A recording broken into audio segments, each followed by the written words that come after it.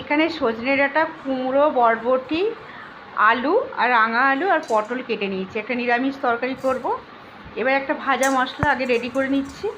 এখানে গোটা গরম মশলা, দারচিনি, লবঙ্গ, এলাচ দুটো আর জিরে ভেজে তুলে রেখেছি। আর ওই কড়াতেই অল্প তেল দিয়ে কিছুটা বড়ি ভেজে নিয়েছি। এবারে এই সবজিগুলো ভালো করে ধোয়া হয়ে গেছে। এবারে একটা তেজপাতা আর পাঁচফোড়ন দিলাম, দিয়ে খালি কুমড়োটা বাদ দিয়ে সব কটা সবজি একটু ভেজে নেব। কেন কুমড়োটা আগে দিলে গলে যাবে, ওই জন্য পরে কুমড়োটা দিয়ে একটু ভেজে নেব। এবারে স্বাদ অনুযায়ী নুন, হলুদ দিয়ে আবারও ভালো করে একটু ভেজে নেব। দিয়ে এবারে কুমড়োগুলো দিয়ে দেবো, দিয়ে আবারও একটু নাড়াচাড়া করে নেব।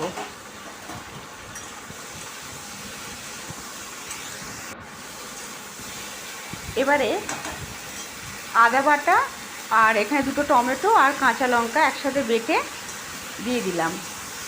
এবার মিক্সির বাটি ধোয়া জলটাও দিয়ে দিলাম, দিয়ে ভালো করে একটু কষিয়ে নেব। নিয়ে জল ঢেলে দিলাম। এবারে ঢাকা দিয়ে দেব সেদ্ধ হবার জন্য।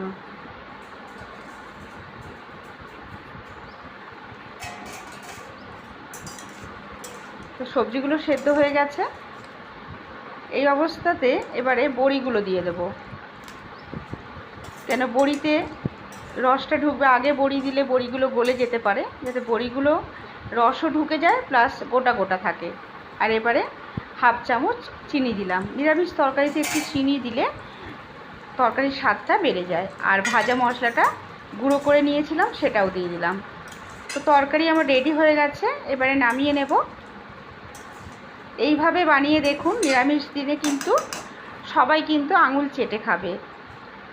আজ এই পর্যন্ত, পরের রান্নায় আবার দেখা হচ্ছে। এখানে সজনে ডাঁটা, কুমড়ো, বরবটি, আলু আর রাঙা আলু আর পটল কেটে নিয়েছি। একটা নিরামিষ তরকারি করব। এবার একটা ভাজা মশলা আগে রেডি করে নিচ্ছি। এখানে গোটা গরম মশলা, দারচিনি, লবঙ্গ, এলাচ দুটো আর জিরে ভেজে তুলে রেখেছি। আর ওই কড়াতেই অল্প তেল দিয়ে কিছুটা বড়ি ভেজে নিয়েছি। এবার এই সবজিগুলো ভালো করে ধোয়া হয়ে গেছে। এবারে একটা তেজপাতা আর পাঁচফোড়ন দিলাম, দিয়ে খালি কুমড়োটা বাদ দিয়ে সব কটা সবজি একটু ভেজে নেব। কেন কুমড়োটা আগে দিলে গলে যাবে, ওই জন্য পরে কুমড়োটা দিয়ে একটু ভেজে নেব।